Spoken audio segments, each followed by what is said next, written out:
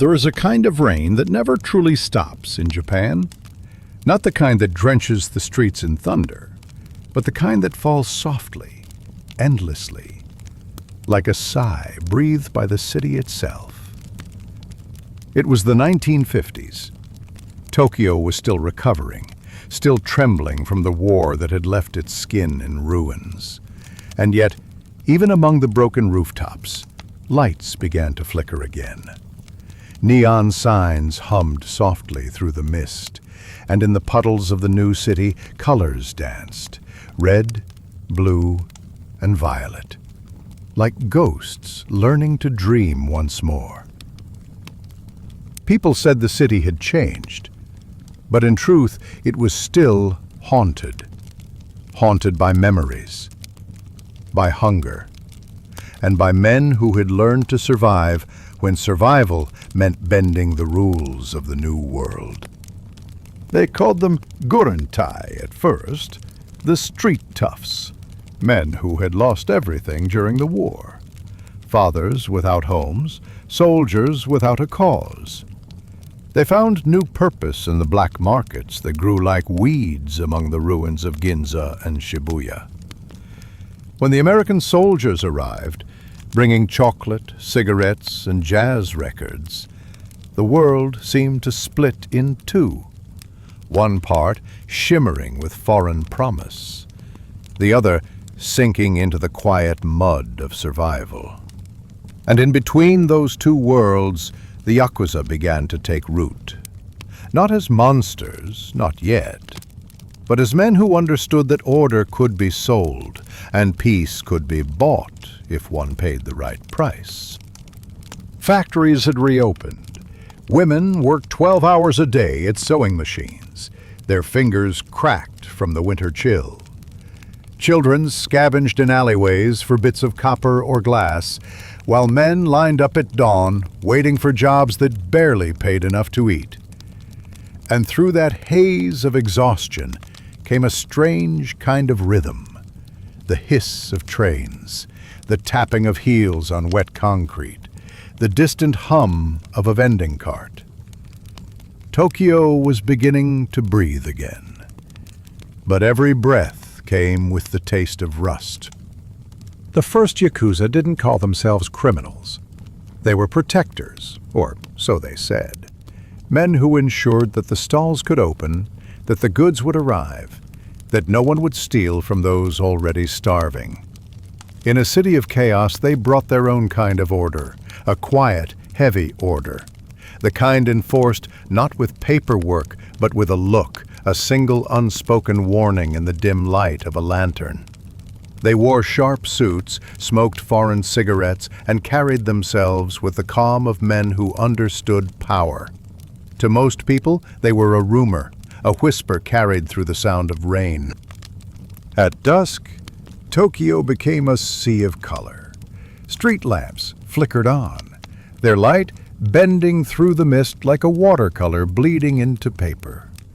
Every corner glowed, ramen stalls, tea houses, jazz clubs, each with its own rhythm, its own story, whispered beneath the hum of the rain. If you walked long enough, you could hear the city's heartbeat, a slow, patient thrum beneath your feet.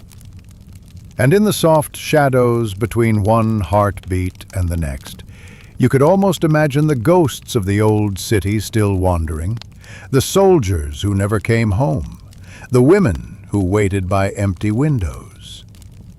The Yakuza were not the only ones who haunted these streets. Everyone was haunted then. Everyone had something to hide. In time, the Yakuza stopped asking for respect. They expected it. A shopkeeper might find a new crate of goods broken. A small bar might discover its windows cracked. And a quiet man might be approached with a smile too polite to refuse. The system was simple. You paid, you were safe. You didn't, and you vanished. Sometimes not in death, but in debt, in silence, in the kind of fear that makes a man look away when he walks past a certain door. And yet life went on. People adapted. Fear became routine, and routine became peace. But there was beauty, too. Always, somehow, beauty. In the laughter that drifted from izakaya doors, in the hiss of skewers on a charcoal grill, in the faint jazz spilling from the upstairs bar of a building that leaned too far into the street. People loved, worked, dreamed, and despaired, as they always had. Perhaps it was that very ordinariness that kept the city alive beneath the shadow of its new rulers. There was a strange serenity in knowing one's place. To pour drinks for dangerous men, to sweep the street after the rain, to live without expecting the world to be kind, and still find joy in a bowl of noodles shared by candlelight. If you looked closely at a puddle in Shinjuku after midnight, you might see the entire story of post-war Japan reflected there. A flicker of neon, the face of a man too young to have fought and too old to start over. A woman's hand adjusting her hairpin beneath the rain. A passing car, foreign and expensive, leaving ripples that distorted everything it touched. That was Tokyo, a city of reflections, illusions, and quiet endurance. By 1955, the Yakuza had grown roots so deep they were almost invisible. To the casual eye, Tokyo looked peaceful. But beneath its calm surface, every business, every dock, every quiet deal was touched by invisible hands. Yet there was no revolution, no protest. People had learned that peace often wears a mask, and for most, that was enough. Better a quiet life under watchful eyes than a life shattered by chaos. It was a philosophy born of centuries, of samurai, of emperors, of the long memory of survival. And so the rain continued to fall, day after day, year after year. Tokyo forgot the sound of silence. It learned to hum instead, to breathe in the rhythm of rain and neon, in the alleys of Shinjuku, in the whispers of Osaka's night markets, in the fog over Kobe's harbor. The Yakuza walked, not as kings, not as villains, but as a reflection of everything Japan had become, wounded, rebuilding, dreaming, and still somehow beautiful. The rain fell, and no one remembered when it began. Perhaps it never did. Perhaps the rain was simply the sound of history, softly reminding the living that every light casts a shadow. When dusk fell over Shinjuku, the world changed color. The gray daylight dissolved into a soft copper glow, and the air grew heavy with the scent of rain-soaked asphalt and cigarette smoke. The city did not sleep. It simply changed masks. By day, men carried briefcases and apologies. By night, they carried bottles and secrets. The streets hummed with the low murmur of 1,000 conversations, laughter from small bars, music seeping from basements, the occasional clatter of a bicycle against a wall. It was the rhythm of post-war life, a quiet determination to forget, to live, to dream again, even if only for the length of a song. There was a street they called Omoide Yokocho, Memory Lane, a narrow passage no wider than a whisper, lined with bars no bigger than closets. Each door opened into a world of warmth. Charcoal smoke drifted upward, mingling with laughter, and the faint echo of an old radio playing jazz through static. The bar owners knew everyone by face, if not by name. Salarymen, students, soldiers, and the occasional stranger with a scar and a quiet smile. Each came for the same reason, to forget the day's weight, and to find a brief peace in the company of others doing the same. It was there, in those tiny corners of the city, that the heart of Shinjuku beat the strongest. Beneath the floorboards of an old building, a handful of musicians tuned their instruments. Trumpet, piano, drums that had seen better days. They called it Blue Moon, though the sign had long lost its color. Jazz had found its way into Japan with the American occupation, and though some despised it, others found something healing in its sadness. A rhythm that carried both despair and hope in equal measure. In that smoke-filled room, time seemed to bend. The musicians closed their eyes, the notes swayed like lanterns in the dark, and for a few fleeting minutes, no one remembered the rain outside. In the corners of every bar sat men who spoke little. They wore sharp suits and calm expressions, their hair slicked back, their eyes steady. They didn't drink much. They didn't need to. Everyone knew who they were, or at least what they represented. They were Anaki, older brothers of the street. If you worked in Shinjuku, you worked under their gaze, whether you realized it or not. They kept the peace. They stopped the drunks from breaking windows. They made sure no one sold more than they were allowed. And in return, they collected envelopes, thick or thin, depending on the week. It was an unspoken agreement, a delicate balance between fear and familiarity. The shop owners bowed, the men nodded. That was enough. In Shinjuku, peace was not given. It was negotiated. A few streets away, another world existed. Golden Gai, a tangle of 6 narrow lanes, each no wider than a man's shoulders. By night, it became a dreamscape of light and sound. Lanterns shimmered through the mist, casting amber halos on puddles that mirrored the sky. The air smelled of sake and grilled fish, and from behind wooden doors you could hear everything from laughter to sorrow, as if the rain itself had 1,000 voices. For every cheerful drunk there was a woman weeping quietly into her sleeve. For every song there was a silence that lingered too long. Golden Gai was not a place to escape life. It was a place to see it, reflected in 1,000 fleeting faces.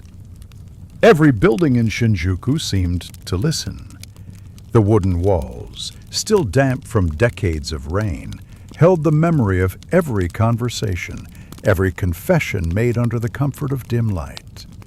A promise made at midnight, a debt whispered under breath, a confession of love that would never survive the morning. The walls did not judge.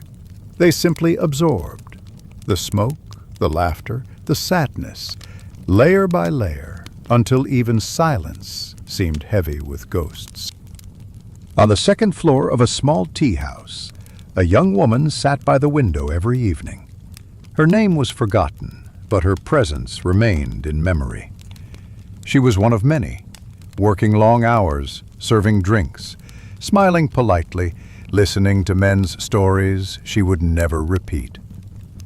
Outside, rain streaked the glass in thin silver lines, and the neon sign across the street painted her face in alternating red and blue. Sometimes, between customers, she would close her eyes and imagine the sea, the sound of waves instead of rain, the scent of salt instead of smoke. But she always returned to her work. In Shinjuku, dreams were like smoke. You could see them, but never hold them for long. The Yakuza presence was not always violent. Sometimes it was simply inevitable. They brought a kind of structure, a hierarchy that mirrored the old codes of the samurai. They believed in loyalty, in respect, in silence when words could cause harm. Some followed out of fear, others out of gratitude. To them, Shinjuku was not a battlefield. It was a body, and they were its unseen heartbeat. The bars, the alleys, the markets, all flowed together under their rhythm. And as long as that rhythm stayed steady, the city remained alive. In one of those bars there was a pianist who never spoke. His fingers were thin, his jacket too big, and his eyes distant, as if always watching something no one else could see. He played old songs, not because people asked, but because he remembered them. Some nights, the Yakuza men would sit quietly, their heads lowered, their cigarettes burning untouched, as the melody wound through the smoke like a prayer. No one applauded when the song ended. They simply nodded, as if to say, "Yes, we remember too." Outside, the rain had not stopped. It rarely did. The puddles deepened, the signs flickered, and the streets of Shinjuku glowed like a dream half-remembered. Somewhere, a bar closed its shutters. Somewhere else, a man lit another cigarette, watching the smoke curl upward into the mist. Life moved slowly here, as if the city itself were reluctant to wake. And above it all, the rain kept falling, quiet, steady, and eternal. Shinjuku was alive, but it never forgot what it had been. It carried its past the way one carries an old scar, not proudly, but honestly. Under the neon rain, the city learned to smile again, a tired, beautiful smile, reflected in every puddle that never truly dried. There are nights in Tokyo when the rain sounds almost human, as though it breathes, sighs, and remembers. In the years after the war, that rain became the pulse of the city. It washed through narrow alleys, down the backs of wooden houses, through gutters filled with the ash of burned dreams. And behind the paper doors of those homes, the ones that glowed faintly in the neon twilight, life continued in small, trembling ways. Inside those rooms, the air smelled of tatami and boiled rice. A coal stove glowed weakly in the corner, warming the hands of a woman whose face was lined by both age and endurance. She listened to the rain as she mended a sleeve, her needle piercing fabric in slow, careful rhythm. The rhythm of someone who had learned not to rush through life, because everything rushed away soon enough. The walls were paper, thin enough that a whisper could pass through them like a breath. You could hear your neighbor's cough, your child's dream, the footsteps of someone returning too late. Sometimes, at midnight, there would be a quiet knock, not a police knock, never loud enough to draw attention, just a single tap, followed by silence. Then the door would slide open, and men in dark suits would enter, bowing slightly, as if they carried civility in their sleeves. They always smiled, but their smiles never reached their eyes. These were the years when power no longer wore uniforms, but suits. The Yakuza had risen quietly, not as conquerors, but as caretakers of the forgotten. They offered loans when banks refused, protection when police looked away, work when honor was a luxury few could afford.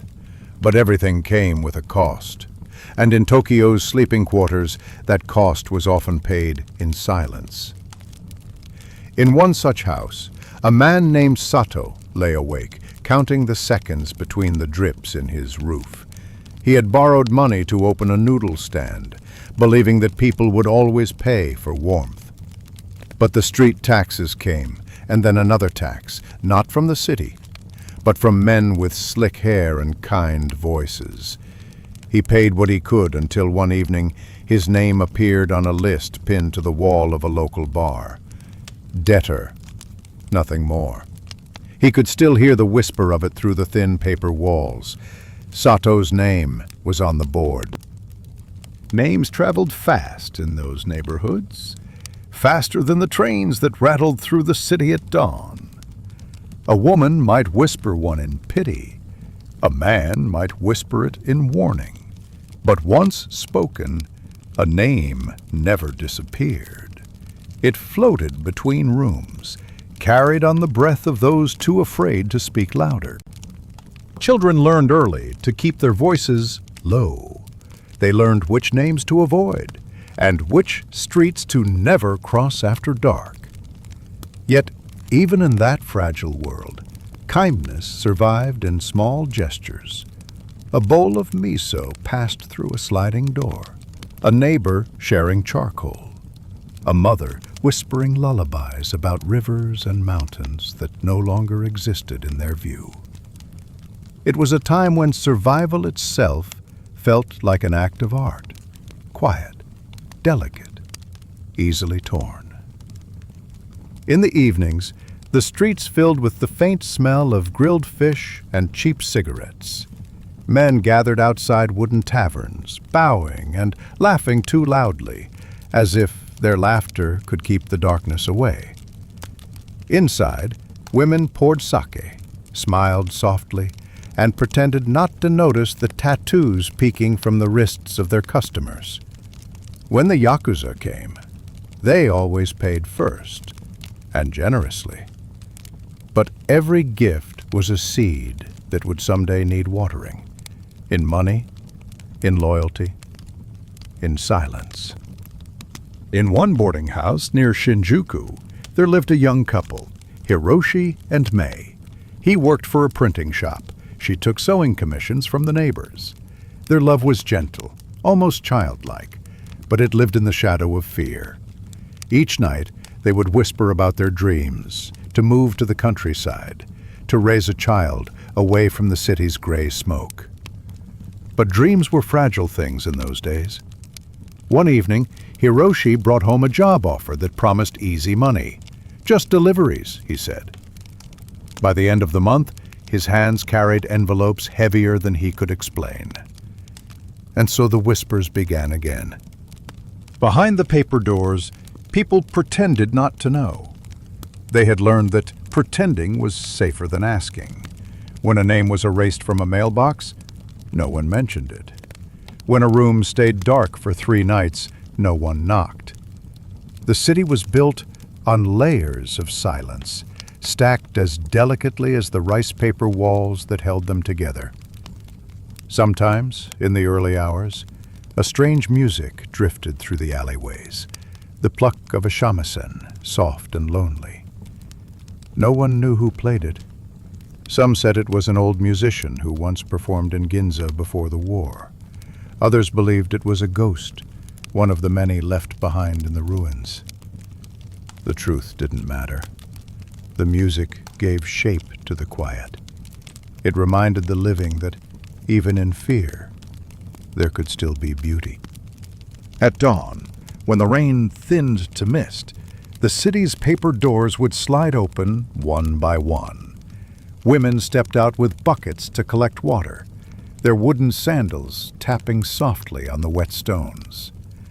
Men buttoned their jackets and walked toward factories or markets, their faces blank with tired resolve. No one looked directly at anyone else for too long. Politeness was a kind of armor. And in that unspoken language, every bow carried both respect and caution. The Yakuza thrived in those spaces between fear and familiarity. They were ghosts in the daylight, polite, invisible, necessary. A man could despise them and still depend on them. Some of them even lived behind those same paper doors, sons of laborers, veterans who came back from Manchuria to find no home but this. They smoked in silence, listened to the rain, and wondered when power had stopped being about strength and started being about who could stay quiet the longest.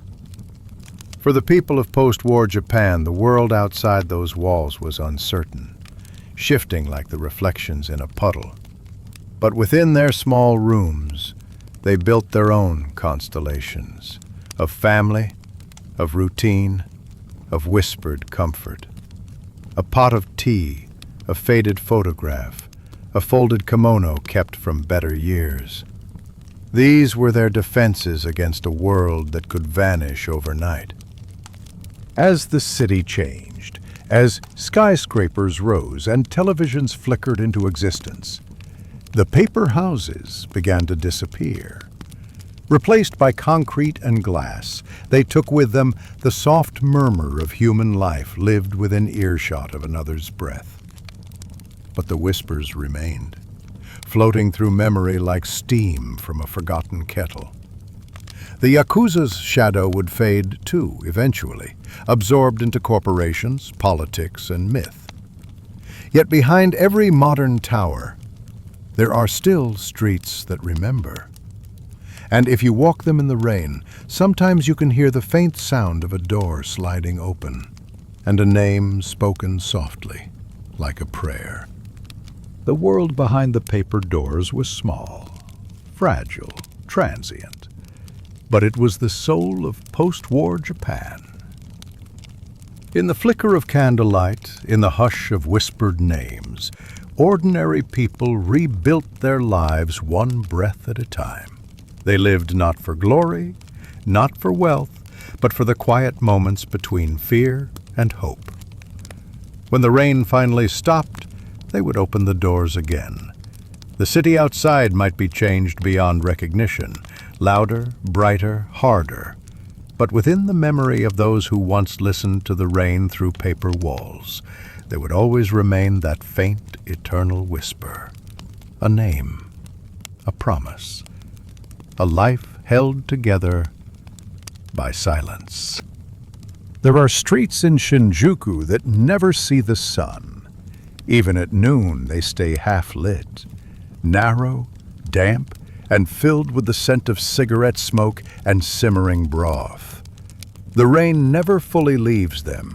It lingers on the walls, in the cracks, in the voices that echo off stone. This is where the men in the alley live. Not in the bright gambling halls or the smoky jazz clubs, but in the spaces between, behind the kitchens, beneath the dripping awnings, in rooms where the paper doors never close properly. They are the faces most people never look at for too long. Too quiet to be noticed, too dangerous to be ignored. Once, many of them were soldiers, men who had seen war and returned to a country that no longer needed warriors. The empire they fought for had crumbled. Their medals meant nothing. The factories were full, the offices closed to anyone without clean hands or polite speech. So they turned to the only thing that still made sense: loyalty. Not to a nation this time, but to a family, to the oyabun, the boss who gave them rice when no one else would. They called themselves brothers, though most had no blood between them. Their oaths were made in smoke and sake, sealed by a single cut across the hand, a line of pain shared to remember that trust had a price. They lived by simple rules: obey, repay, protect. And if they died, they did so quietly, with no promise of glory.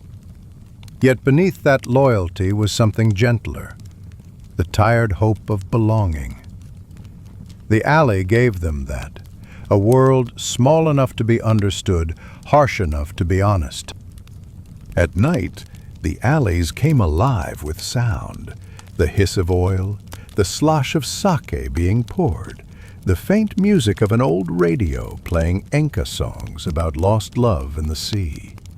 In one corner, a man named Kinoshita leaned against a wall, rolling a cigarette with fingers that still trembled from the battlefield. He wasn't cruel, most weren't, but he carried an emptiness that made violence easy. He remembered the jungles of the Pacific, the smell of rust and salt and fire. In the alley, the scent was the same, only now it was soy, smoke, and money. When he collected debts, he never shouted. He bowed. He apologized. He smiled as though each request were a favor between friends. That was how the Yakuza ruled, not through terror, but through understanding the delicate art of fear. Sometimes, When the night grew too still, Kinoshita would hum to himself, a tune from home, from a childhood blurred by hunger. He'd watch the rain slide down the metal signboards and wonder if this was what peace was supposed to feel like. Quiet, cold, and endless. The men in the alley were not monsters. They laughed, they wept, they sent money to mothers they hadn't seen in years.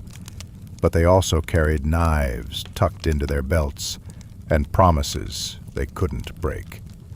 Violence was not pleasure. It was currency.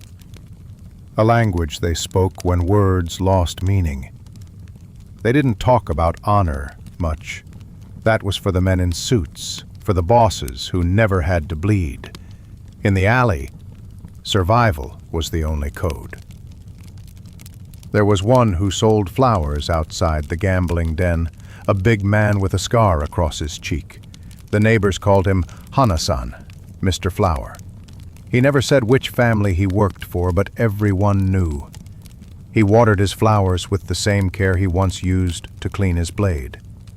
When children passed, he gave them a blossom for free. Beauty, he'd say, must never belong to men like me. And when the police came by, pretending not to see, Hana-san would bow, his broad shoulders glistening with rain, and return to his silent tending. By dawn, the alley would grow still again. The ramen pots emptied, the paper lanterns dimmed. Men slept where they fell, heads resting on crates or walls, dreams tangled with smoke. The city beyond woke up with buses and laughter, but here the world stayed half asleep. The air smelled of salt and sweat, of things half-lived and half-forgotten. Sometimes a police officer walked through, stepping carefully over puddles. He never looked too closely. The alley was its own world, ruled by silence, paid for in fear. And yet, in that silence, something human persisted. The men in the alley shared cigarettes, stories, songs. They teased one another. They mourned the ones who didn't return, as ghosts of a country that had no place for its broken men. If you stood there long enough, you might see them as they truly were, fragments of an era that no longer fit the world they were born into.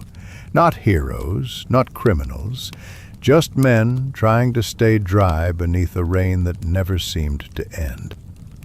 Years later, when the city began to change, when the alleys gave way to glass towers and highways, the men in the alley vanished, one by one. Some found jobs, others disappeared into the night. The families they served grew richer, more political, less visible. But if you listen carefully, walking down the remnants of those streets, you can still hear it. The shuffle of footsteps on wet stone, the low hum of an old war tune, the echo of laughter fading into rain. Their names were never written in books, their faces never painted in portraits, but they built the foundations of a quiet empire, one sustained by loyalty and loss. And though the rain eventually stopped, the alley never forgot them. Even now, when neon lights hum and the crowds flow like rivers, some corners of Shinjuku still feel like that time, where ghosts of men in black suits watch from the mist, waiting for a world that will never return. The men in the alley were the pulse beneath the city's heartbeat, unseen, unthanked, yet essential. They were the keepers of invisible order, the bridges between the lost and the living. In every silent bow, in every shared cigarette, they carried the echo of a generation caught between war and peace. They were not born of darkness, but of rain, that endless Tokyo rain which washed away everything except the need to belong. If you ever walk through the city at night and hear the soft rhythm of water dripping from a rooftop, listen closely. You might hear the ghosts of those men, still waiting, still loyal, still alive in the memory of the alley. There are places in Tokyo that never truly sleep. Not the wide boulevards or the train stations, but the quiet corners lit by lanterns that flicker like small moons against the wet dark. Here, the city breathes differently. The rain sounds softer, and time seems to slow down, as if even the clocks have bowed to the women who live beneath the glow. They are not the kind of women history remembers. Their names were written in cigarette smoke, whispered between sake cups, and forgotten by dawn. Yet, for a time, they held together the fragile rhythm of post-war life. One conversation, one smile, one careful act of kindness at a time. They were the women of the lantern light. The ones who laughed when the soldiers cried, who listened when the drunk spoke too long, who poured sake into cracked cups and made it taste like hope. Inside the bars of Shinjuku and Ginza, the air was heavy with smoke and music. A gramophone played an old enka tune, its voice wavering like a ghost trapped in vinyl. The women moved quietly between tables, graceful even in exhaustion. They wore perfume bought with borrowed money, and smiles practiced in the mirror until they looked real enough to keep.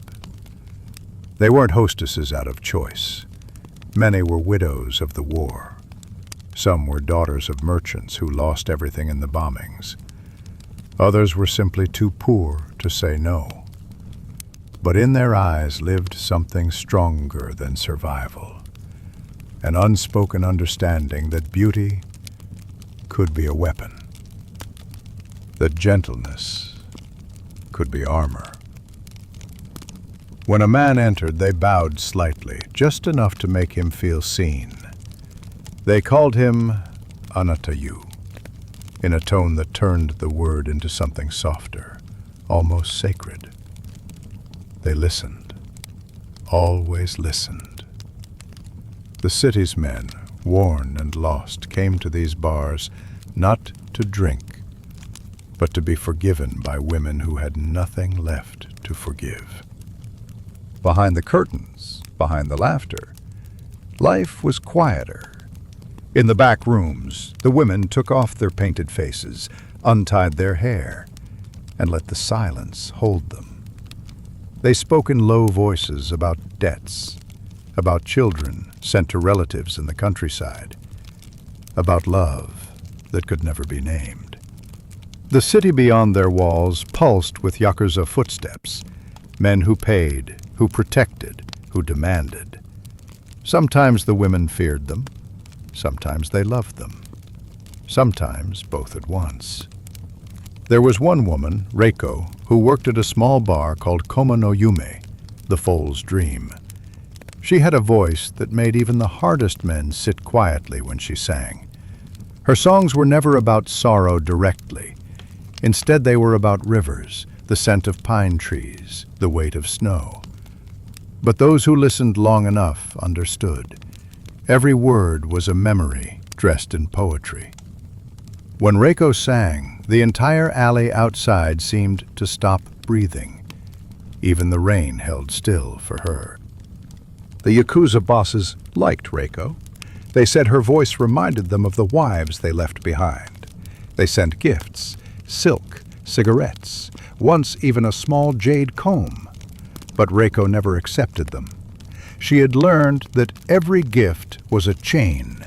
Instead, she kept her dignity in small acts, a bow at the door, a refusal wrapped in grace, and the men respected her for it.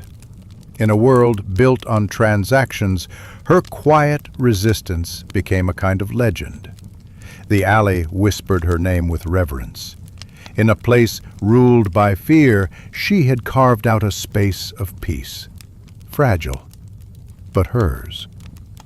There were others like her, some younger, some older, each carrying a different kind of light. The dancer who performed barefoot on rainy nights, her movements slow as if the air itself were water. The tea hostess, who fed stray cats behind the shop after closing, whispering to them like children. The widow who prayed for her husband every night, though she hadn't known where he died. The Yakuza moved among them like shadows, sometimes kind, sometimes cruel, always watching. They saw these women not as victims, but as fixtures of the city, like the lanterns, like the rain. And perhaps that was the cruelest truth of all. They needed them. The women gave shape to the night, turned fear into ritual, loneliness into routine. In a small room above a bar, a girl named Aiko kept a notebook under her pillow. By day, she cleaned glasses and swept the floor. By night, she wrote. Not poetry, not exactly. More like fragments of memory. The smell of wet ink, the sound of the rain, the tremor in her mother's voice when she said goodbye. She wrote about the men, too, their laughter, their sadness, their pretended confidence. Everyone here, she once wrote, is performing a version of who they wish they could be. When the lights dimmed, she'd read those words aloud in a whisper, as if confessing to the walls. No one ever heard them, but somehow the pages survived. Decades later, one would be found pressed between the floorboards when the building was torn down. The ink faded, the words still legible. The women of the lanterns are not what you think. We do not sell love. We sell the illusion of being seen. Every evening, as dusk fell, the lanterns were lit again. They flickered to life, one by one, red, gold, amber, their reflections trembling on the wet pavement like the pulse of the city itself.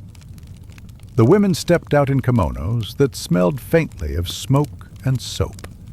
They laughed, bowed, brushed the hair from their eyes, and once again they became the light the city could not live without. But when dawn came, their world disappeared. The lanterns were snuffed out.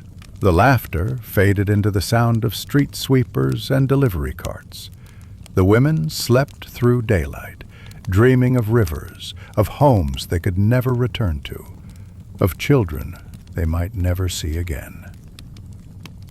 The rain kept falling, the city kept moving, and the women remained, soft, unseen constellations, glowing in the spaces between despair and grace. Some said the lantern light gave them beauty, but perhaps it was the other way around. Perhaps it was their quiet endurance that made the light itself seem more human, like a memory of warmth in a city that had forgotten how to love gently. In the decades that followed, as neon replaced flame, the bars were rebuilt in steel and glass. The old signs came down, the music changed, but the spirit of the women, the patience, the compassion, the quiet defiance, still lingers in the corners of the city. If you walk down certain streets on a rainy night, you might see it, a flicker in the reflection, a shadow in silk passing through the mist.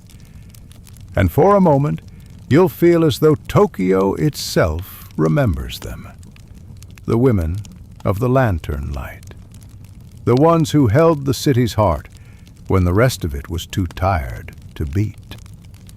They were not queens, nor saints, nor martyrs.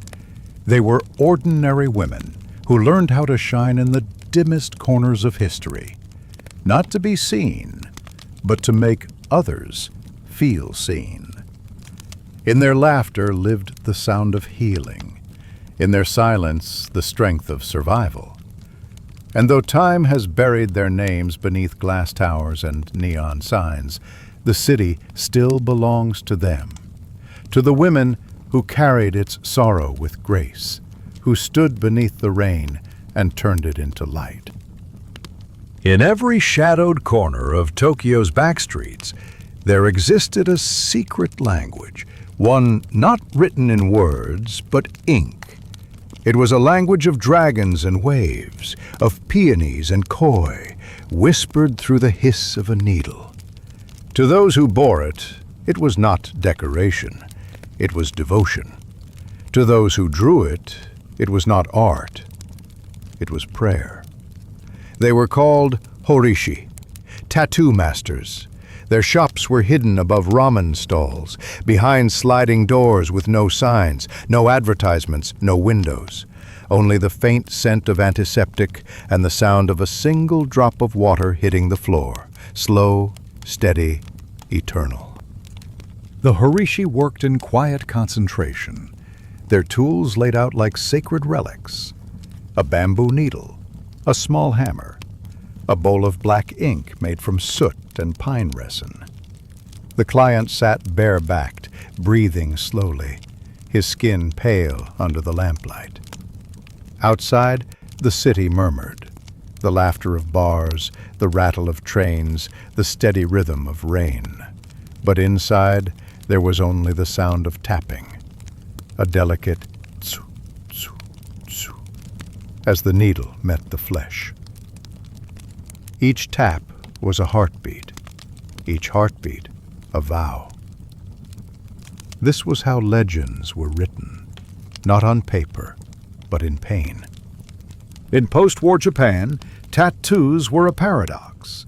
Outlawed, despised, yet desired. They marked criminals, and yet they also marked loyalty, endurance, and honor. The horishi did not speak while they worked. To them, silence was part of the ritual. They believed that pain was not something to escape, but something to listen to. Each client endured it willingly, for hours, sometimes days. When the session was over and the bandages were tied, the horishi would bow, not to the man, but to the story they had just helped him tell. The Yakuza revered these men. They called them keepers of the skin. To them, a tattoo was not rebellion, it was remembrance. Every dragon, koi, or chrysanthemum told a story of survival, loyalty, or grief. A dragon winding across the back meant strength that could not be broken. A carp swimming upstream meant perseverance against fate. A peony in full bloom meant fleeting beauty, a warning that even the strong must fade. The full-body suit, the irizumi, was a kind of second skin. When finished, it covered everything from neck to ankle, leaving only hands and face untouched. The visible self pure, the hidden self eternal. In a way, it mirrored the Yakuza's code, appearance clean, soul bound to shadow. For the horishi, every tattoo was a conversation with time. The ink was alive. It breathed with the body, aged with the skin, faded with the years. To them, this impermanence was not tragedy, but truth. One old master, known only as Saburo, once said, "We do not paint for forever. We paint for the moment a man realizes what forever costs." He worked by candlelight, his studio smelling faintly of camellia oil and smoke.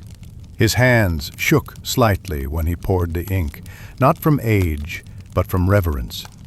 He said that each client brought a piece of their soul and left with it transformed, sealed beneath the surface.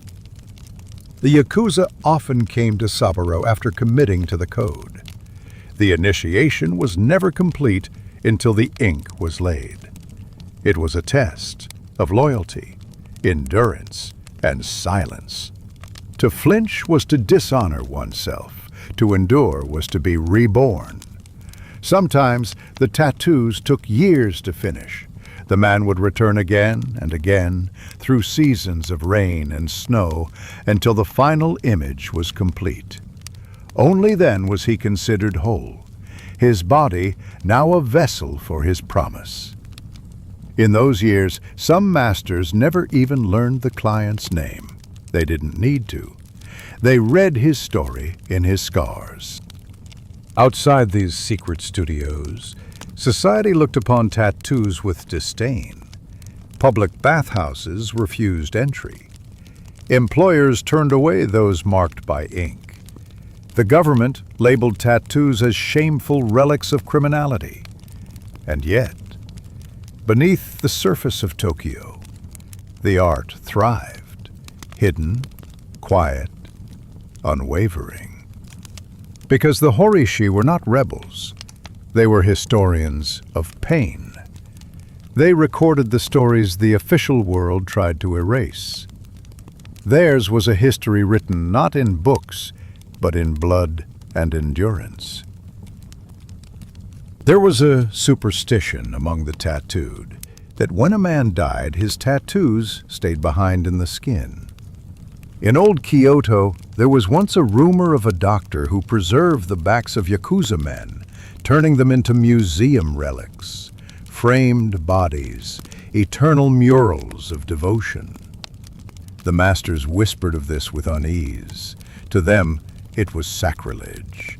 The ink was meant to die with the man, not to be displayed like a butterfly pinned to glass.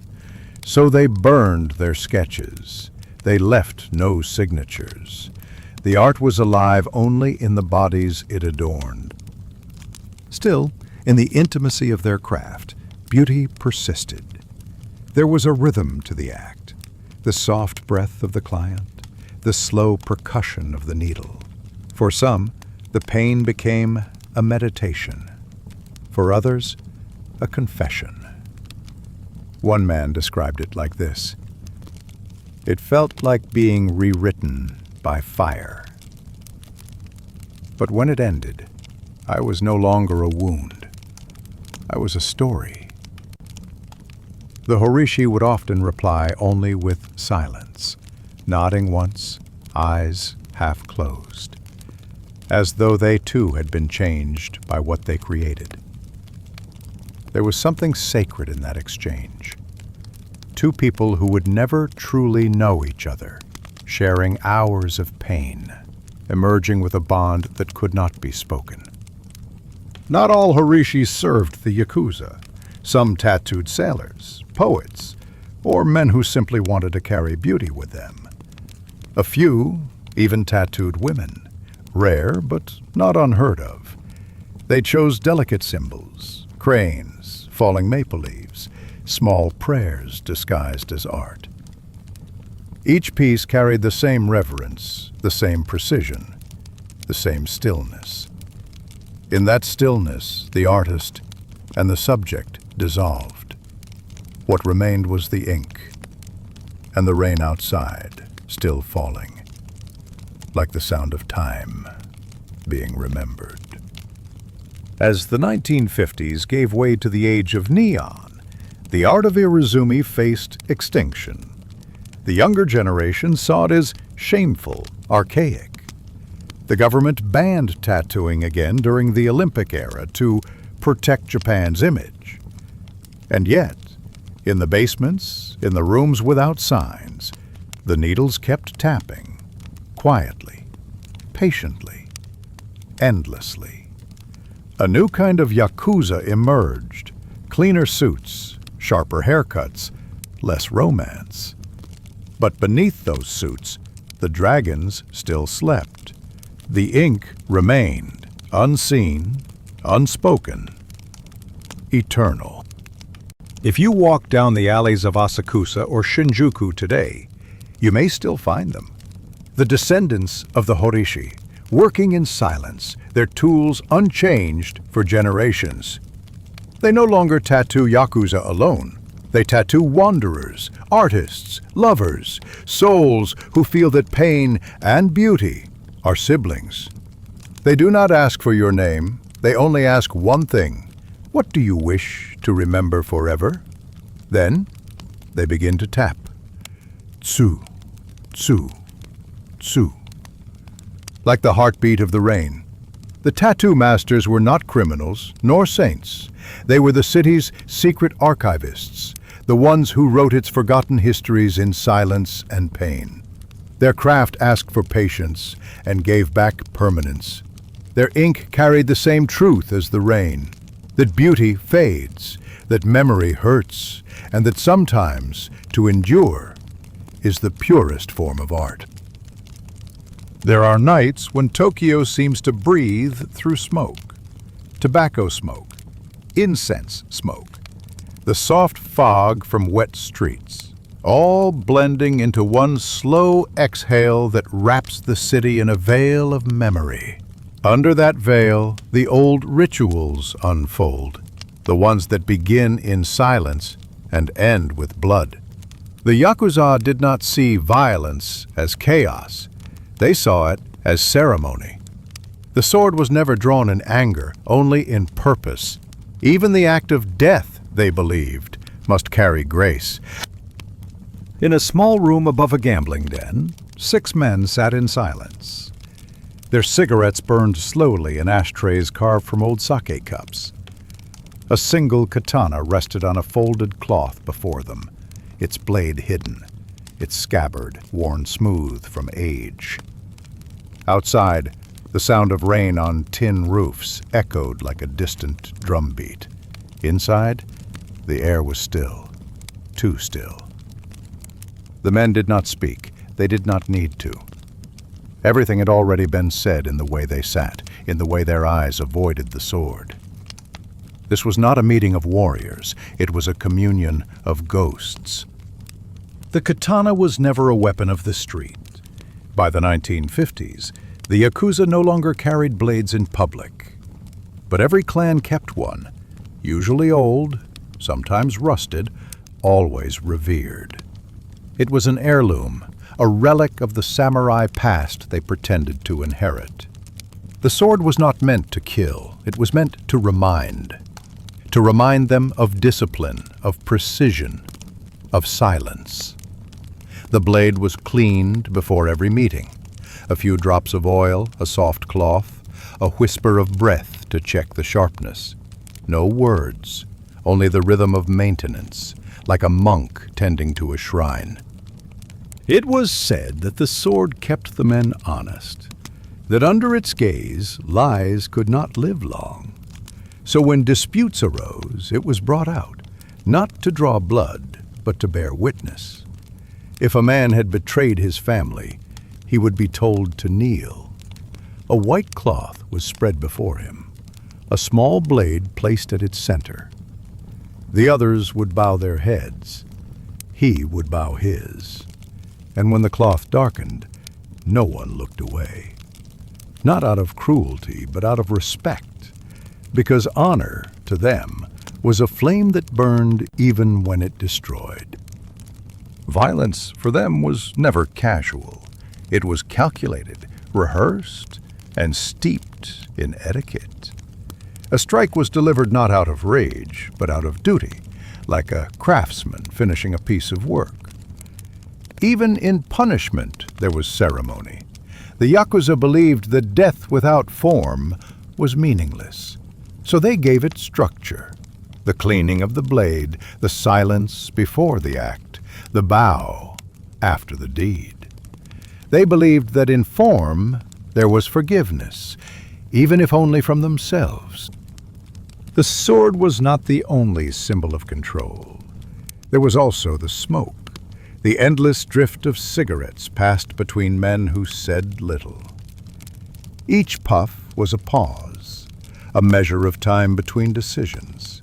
It softened the edges of threat, made conversation less like conflict, more like fog. In those rooms, power was not shouted, it was exhaled. They smoked because it gave them something to do with their hands when words failed. They smoked because the smoke itself became a curtain between them and the truth, a way to blur guilt, to disguise fear. And when the smoke grew thick enough, even regret looked beautiful. There was a rhythm to the nights, a knock at the door, a tray of sake, the soft shuffle of feet on tatami. A man would pour for another. The other would bow. They would drink slowly, without looking directly at each other. This was how apologies were made, not with words, but with rituals, repeated until they became prayers. When forgiveness came, it came wordlessly. When it didn't, the silence deepened until it became unbearable. And somewhere in that silence, decisions were made. Lives weighed and balanced, like the blade resting quietly nearby. In the alleys beyond those rooms, the city never slept. The sound of laughter mixed with rain, the hum of electricity, the whisper of deals being made under neon signs. But inside, the air stayed still, timeless, untouched by progress. It was as though these men lived in a memory that refused to move forward. Some believed they carried the spirit of the samurai, though the truth was more fragile. They carried the idea of the samurai, honor stripped of its purity, rebuilt out of necessity. They wore it like armor, because without it, they were simply men with debts and guns. But with it, they could pretend to belong to something older, something sacred. Not every sword was drawn in punishment. Some were used for ceremony, to mark a brotherhood, to seal an oath. A drop of blood on a blade, mixed with sake, shared between men who called each other kyodai, brothers. It was not the blood that bound them, but the act of giving it willingly. To them, loyalty was not love, it was surrender. The surrender of self to something larger, even if that something was built from smoke and fear. A foreign journalist once wrote that the Yakuza were the last men in Tokyo who believed in poetry. It was an exaggeration, but not entirely false. Their violence was shaped by aesthetics. Their cruelty was choreographed. They found beauty even in ruin, because to live without beauty, even briefly, felt unbearable. A man could kill in the morning, and by evening sit in a bar listening to Reiko sing about snow on pine branches, tears hidden behind cigarette smoke. To him, that too was loyalty, to emotion, to memory, to the art of pretending the world still made sense. There was one sword that carried no name. It belonged to no clan, no boss. It was said to have been forged in the Meiji era and passed down through hands that never used it. Its blade was dull, but its presence was sharp. It hung in a room where men gathered only once a year, not to fight, but to remember. They would sit together, drink, and watch the smoke drift toward the blade. When it caught the light, they could see themselves reflected in it, distorted, fragile, almost human. And in that moment, they remembered something important, that every man, no matter how powerful, eventually becomes a shadow among smoke and swords. When dawn came, the meetings ended. The men stood, adjusted their ties, bowed once to the sword, and left. Outside, the city was pale with morning mist. The neon lights were fading. The rain had stopped. They walked back into the world, silent, unremarkable, anonymous. To the passers-by, they were just men in suits. But under their calm expressions lay 1,000 rituals, 1,000 small acts of devotion to a code that no longer had meaning. And yet, they kept it alive, not out of pride, but because without it, they would have to face the truth that all the smoke had cleared and nothing sacred remained. The Yakuza lived between two worlds, one of smoke, one of steel. They built their empire not from blood, but from ritual. There were men who sought meaning in the repetition of silence, in the perfection of form. To them, the sword was never about power, it was about grace. And the smoke? It was what remained when grace had burned away. There are streets in Tokyo that do not appear on maps anymore. Not because they are gone, but because they are hidden. They exist beneath glass towers and neon signs, folded into alleys where time slows down and the air tastes faintly of rust and rain. If you walk there at night, you can feel the city's old heartbeat, slow, irregular, but still alive. The rain always comes first. It darkens the asphalt, softens the electric hum, and turns every reflection into a memory.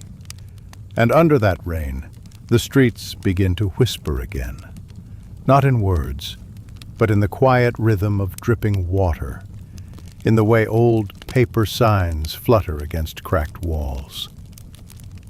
This is where the Yakuza once walked. And though the men are gone, the streets remember. In the years after the war, Shinjuku, Ginza, and Asakusa were labyrinths of light and shadow. Bars the size of closets, rooms that smelled of sake, sweat, and secrets. Each corner had its own story, some of love, some of survival, many of silence. Today, those alleys are cleaner, their ghosts harder to find. But they are still there, hiding in the corners of old photographs and the faint grooves of doors once pushed open 1,000 times a night. If you look long enough, you can still see where the wood was worn smooth by hands that had nowhere else to go. Every step here feels borrowed, as if the ground itself remembers too much to let go. The city has built over its past, but never erased it. It only buried it, layer by layer, decade by decade, like the rings of an old tree. The neon hums above, but beneath it, something older still breathes. Sometimes it takes the form of an old woman sweeping the front of a shuttered bar, her movements slow, her eyes distant. Sometimes it's the sound of an accordion drifting from a second-story window, playing a tune no one remembers the name of. Sometimes it's just the faint scent of tobacco and perfume mixing in the night air. People pass without noticing, but the street notices. Every flicker of light, every echo of footsteps, every sigh that escapes into the mist, it collects them. The streets remember in silence, and in their silence they forgive. Once, these alleys belonged to men with sharp suits and quieter eyes. They walked with a slowness that wasn't laziness.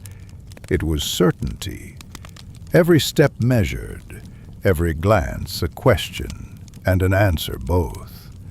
They moved through these streets like wind through reeds, unseen but felt.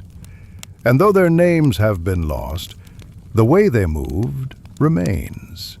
A stillness in certain doorways, a hush when the rain hits tin in a particular rhythm, as if the ghosts themselves are still pacing there, remembering debts that were never settled. A man once said that Tokyo forgets nothing, it only hides what hurts. Perhaps that's why these alleys still stand, because forgetting is easy, but forgiving, that takes a city's lifetime. The lights here have changed color. Once they were soft and orange, the glow of lanterns swaying in the wind. Now they are blue and pink, cold and bright, flickering against glass instead of paper. But light, too, remembers. Even neon hums in the same tone as candlelight, if you stand close enough and listen. Some of the bars still bear their old names: Yume no Kawa, Koma, the Lantern Song. Most are new, with polished counters and imported whiskey. But behind the laughter of the young, there lingers another sound, low, patient, like an echo that refuses to fade. If you press your hand to the counter, you can still feel it, the grain of the old wood beneath the varnish, the heartbeat of stories that will never be told again. There are ghosts in these places, but not the kind that frighten. They do not rattle chains or moan in the dark. They simply exist, like the faint warmth left in a seat after someone stands. They are the women who sang to soldiers, the men who carried blades wrapped in silk, the gamblers who lost everything but still bowed before leaving the table. Their spirits linger not in mourning, but in rhythm, in the sound of the rain that never seems to stop, in the soft echo of laughter that doesn't belong to anyone living. They stay because no one ever truly asked them to leave. And perhaps the city keeps them close because every ghost is just a memory too stubborn to die. Every city needs a place to remember itself. For Tokyo, it is here, in the alleys, in the smoke, in the spaces too narrow for time to pass through. It remembers through smell, through sound, through the faint ache that stirs when you hear an old enka song drifting from somewhere unseen. Sometimes, the past comes back not as a story, but as a sensation, a sense of having been here before, even if you never were. That's how the Yakuza age survives, not in records, but in feeling. The feeling of rain against the nape of your neck, the sight of a paper lantern trembling in the wind, the silence after laughter fades. That's memory. That's the city remembering itself. In one corner of Golden Guy, a bar remains unchanged since 1956. It has 6 seats, one clock that doesn't work, and a wall lined with photographs yellowed by time. The owner, now in her 80s, wipes each frame once a week. She remembers their names, the men and women in those photographs, but she never tells their stories. She says the stories aren't hers to give. When asked about the old days, she smiles faintly and says, "The streets remember better than I do." And maybe that's true, because when she locks the door at midnight and the rain begins again, the city carries on whispering where she leaves off. There's a strange peace in decay. The bars that crumble, the signs that fade, they are not dying.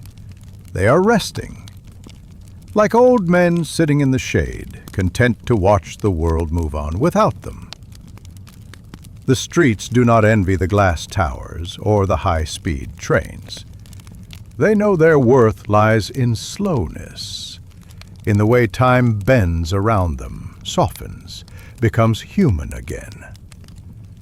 Here, history is not taught, it's felt.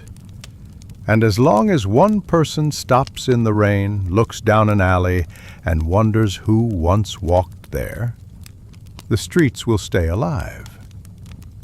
Even the rain feels different here. It falls as if it knows where to land, touching the same stones it touched 70 years ago, whispering to the same drains that carried away cigarette ash and spilled sake. The city listens. It always has.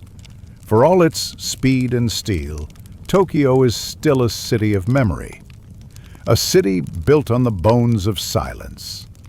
Every skyscraper stands on soil that once heard a song, or a promise, or a goodbye. You can cover it with glass, but you cannot make it forget. The streets remember everything.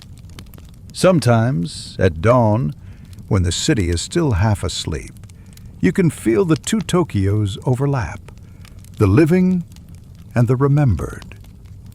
A flicker in the neon, a faint shadow that doesn't move with the rest. For a moment, you can almost see them. The men in gray suits, the women under lanterns, the laughter echoing from another time. Then the light changes, and they vanish. But maybe they never truly leave. Maybe they are just waiting for someone who listens slowly enough to hear them again. And so the city continues its quiet conversation with itself, not in words, but in rain, in smoke, in the sound of footsteps disappearing into the dark. The streets of Tokyo remember, not out of longing, but out of love. They carry the laughter, the fear, the tenderness of a time when life was smaller, but somehow more human. The Yakuza age is gone, the lanterns replaced by neon, the songs by static. But beneath it all, the heartbeat remains. Every drop of rain, every flicker of light, every echo that refuses to fade, that is the city remembering what it once was. And if you walk slowly enough, if you listen with patience, you might remember it too. There comes a point in every age when the noise begins to fade, not abruptly, but slowly, like smoke curling from a dying ember. The streets that once trembled beneath the weight of men in sharp suits grew quieter. The whispers that once shaped destinies turned into the murmurs of television sets behind closed doors. It was the late 1960s in Japan, a nation no longer rebuilding, but remaking itself. Steel was replacing wood. Neon was no longer a novelty. It was the air. And for the first time in decades, the Yakuza began to look like ghosts in their own reflection. They called it the Age of Forgetting.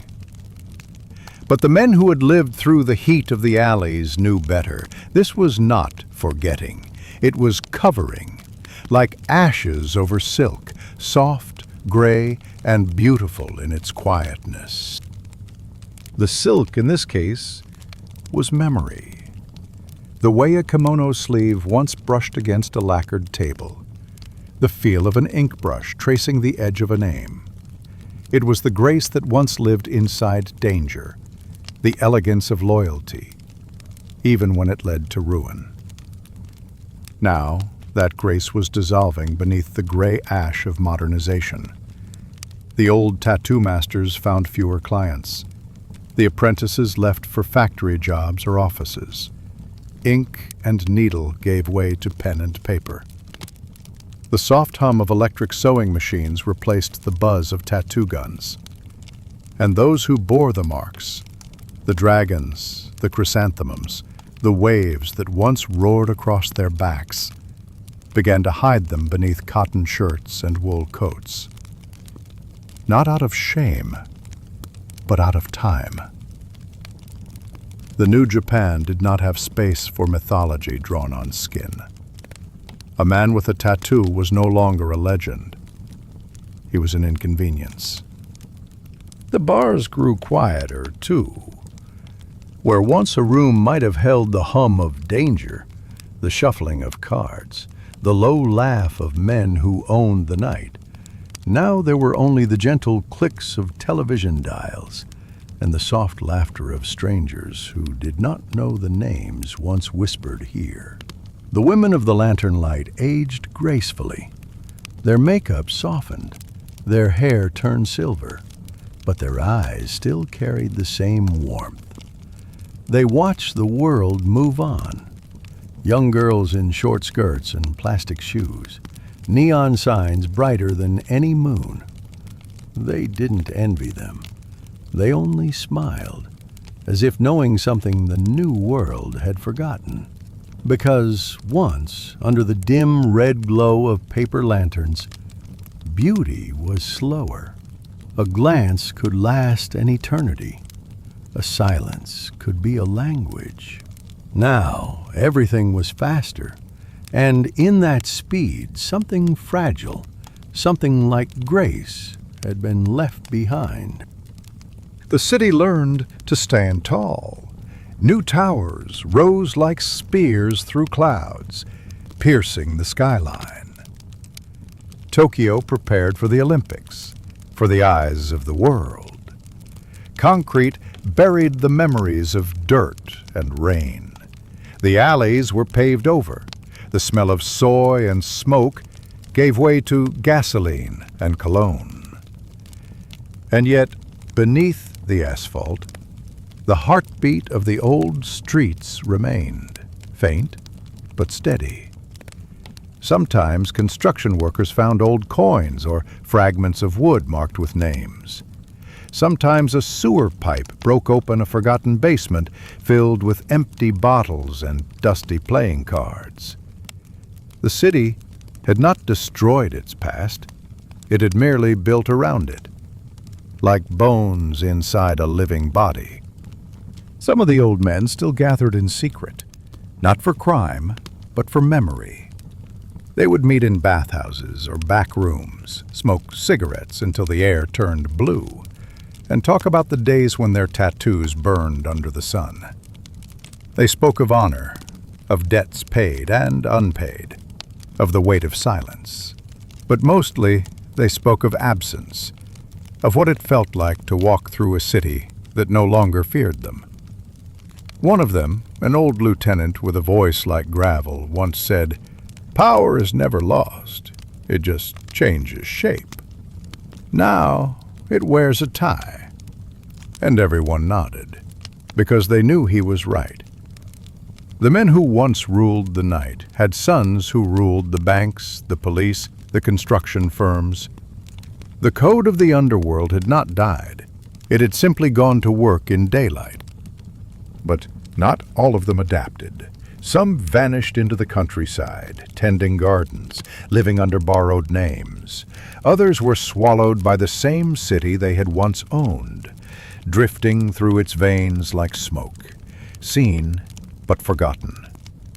The myth of the Yakuza survived, but the men themselves were fading, one funeral at a time, one silence after another. In a small workshop near Ueno, a woman still embroidered silk by hand. Her husband had once worked for a clan, long before she met him. He died in a quiet hospital, far from the streets that had named him. Every stitch she made now was for memory. Tiny chrysanthemums that bloomed on handkerchiefs and kimonos. When asked why she still used silk in an age of polyester, she smiled and said, "Because silk remembers the warmth of hands." The words lingered, like a prayer, or a truth too soft to be written. There were still rumors, of course there were. Men in black cars, quiet meetings in hotel lobbies. But these were not the legends of the alley. They were the paperwork ghosts, polite, invisible, unremarkable. Their violence was written in contracts, not blood. Their blades were signatures. Their codes were spreadsheets. And the city, perhaps, preferred it that way. Tokyo had become too large for drama, too modern for poetry. But somewhere, behind every mirror surface, there was still a faint outline, a shadow that refused to fade entirely. The city's reflection still carried the scent of smoke, the echo of footsteps through puddles. Because while time erases faces, it cannot erase gestures. And the gesture of the Yakuza, the slow nod, the quiet respect, the unspoken rule, still haunted the city's rhythm. At night, when the city's lights dim, the silence returns. It is not the silence of emptiness, but of memory resting, the kind of silence that follows the last note of a song, the kind that makes you close your eyes not to forget, but to remember more deeply. The old bathhouses close, the tattoo needles grow still. The shoji doors, yellowed with age, finally fall apart. But the scent of camellia oil and tobacco lingers in the wood. Even ashes have texture. Even silence has a sound. And if you listen closely, you can still hear it. The rustle of silk under gray ash.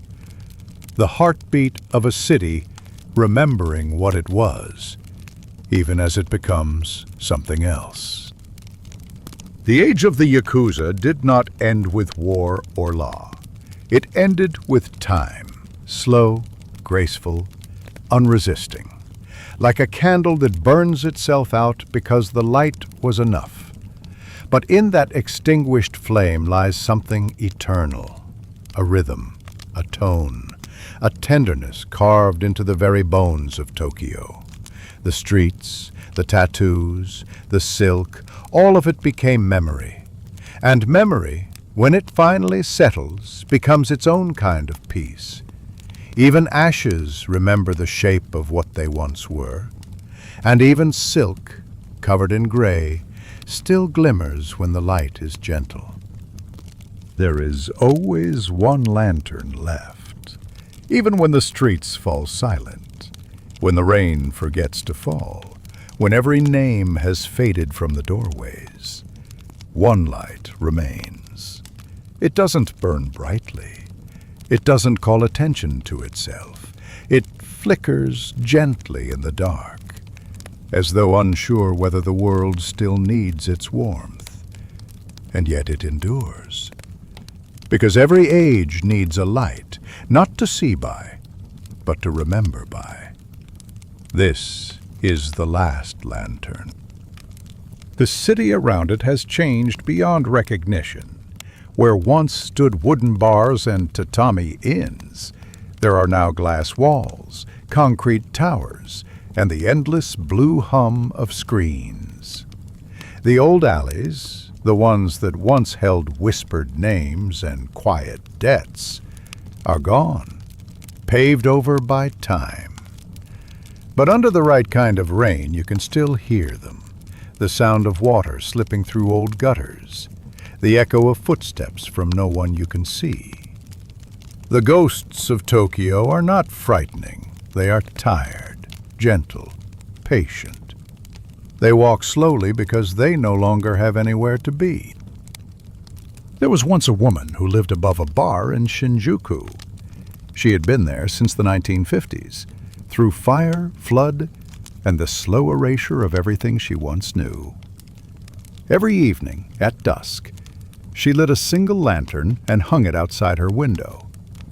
When asked why, she said, "It's for the ones who can't find their way home." Some said she meant the drunkards, the lost, the lonely. Others said she meant the ghosts. But perhaps she meant everyone. Because the truth is, no one really finds their way home in Tokyo. They just circle closer to the memory of it.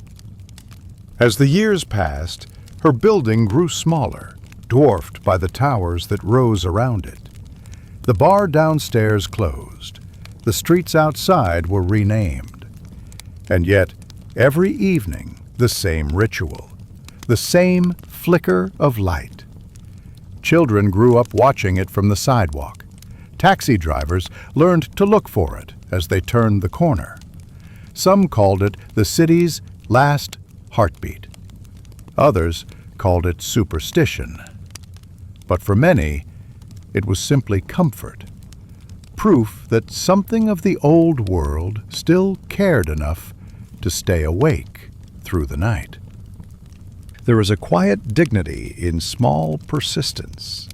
The Yakuza once ruled these streets with their presence, loud, sharp, visible. But in the end, it was not power that survived them. It was gentleness. The quiet acts, the lantern hung in rain, the old woman sweeping her doorway, the soft hum of a song no one remembers. That is how an era truly remains, not through violence, but through ritual, not through fear, but through care. The last lantern was not a symbol of defiance. It was a gesture of memory, a reminder that even the smallest light can be an act of love. In time, she too passed away. Her room was cleared, the bar below demolished. For a while, there was nothing, just the hum of traffic and the electric glow of advertisements overhead. But one evening, no one knows who lit it, the lantern returned. A new one, fresh paper, new string, same soft light. It appeared as quietly as the first one had decades ago, as if time itself had decided to remember. And once again, people stopped to look. A man in a suit carrying his exhaustion home. A young woman with headphones pausing for a photo. A taxi driver slowing just enough to nod toward it. No one knew who kept it burning. Maybe no one did. Maybe the city itself had learned how. The light of the lantern is different from neon. Neon dazzles, demands, blinds. But lantern light invites. It softens the night instead of conquering it. It carries the warmth of breath, the tenderness of imperfection. Each ripple of its flame recalls the rhythm of an older Tokyo, when people still bowed before entering, when conversations were half silence, when the streets were stories instead of roots. When it rains, the lantern light shivers, and for a moment it feels alive, like the city is breathing again. Slow, tired, but at peace. Memory, like light, cannot be owned. It only passes through you. Each generation takes what it can hold and leaves the rest behind. The young no longer remember the codes of the Yakuza, the scent of camellia oil, the sound of geta on stone. But they remember something else, a feeling, a hush, a strange reverence for places they've never lived. That is how cities carry souls, not in names, but in atmospheres, not in words, but in weather. Tokyo, for all its noise, remains a city built on silence. Every alley, every window, every drop of rain carries an echo of someone who once stopped, once listened, once cared. The lantern burns through all seasons. In summer it glows through thick humidity. In winter, through frost. It sways in the wind, as if bowing to those who remember. And in that movement, there is something eternal. Not strength, not defiance, just endurance. Because that is how stories survive, not as monuments, but as gestures. A hand offering light to the dark. A whisper saying, "We were here." And even when the flame finally dies, the smoke it leaves will curl upward into the night, into memory, carrying with it the scent of rain, tobacco, silk, and ash. The scent of a life once lived, fully, quietly, humanly. If you ever walk those streets, late enough, slow enough, you might see it. A faint glow between buildings, too warm to be a bulb, too human to be artificial. And if you do, stop for a moment. Listen to the rain. Let the air rest on your skin. Because in that moment, you are sharing something sacred. Not history, but memory. Not the Yakuza's Tokyo, nor the modern one, but the quiet heartbeat that connects them. The last lantern does not burn for the dead. It burns for the living. For anyone still learning to move slowly through a city that has forgotten how. And maybe that is enough. A single flame in an ocean of electric light. A reminder that softness endures longer than power. That tenderness is its own kind of strength. that even when the world changes completely, endlessly, some lights never go out. The story of post-war Tokyo, of the Yakuza and the alleys, of smoke and silk and whispers, was never about crime or power. It was about memory, about what people hold on to when everything else disappears. A city forgets in stone, but remembers in rain. And as long as one lantern still burns, somewhere quietly unseen, Tokyo remembers too. So when you walk alone one night, under the hum of neon and the rhythm of falling water, look for that faint light in the distance. You may not find it, but you'll feel it. The warmth of everything that once was, and still is, beneath the neon rain. There are stories that end in silence, not with triumph, not with tragedy, just a slow fading, the way rain fades into mist, or how a candle dies when it's ready. Tokyo is full of such endings. They don't belong to any one person. They belong to the air itself. In the quiet after the storm, the city remembers, not through monuments or museums, but through the rhythm of ordinary things, the sound of a train at midnight, the hush of a woman closing her umbrella, the flicker of a lantern that refuses to go out. All of it becomes history, not the kind written in books, but the kind that breathes between walls. Once, these streets belonged to men who ruled by shadow. Their names were whispered, their tattoos hidden beneath linen. They carried honor and fear in equal measure. But time, patient and unhurried, brushed them away, not with fire, but with indifference. Now, their power lingers only in the scent of tobacco, in the faint echo of laughter from an alley no longer there.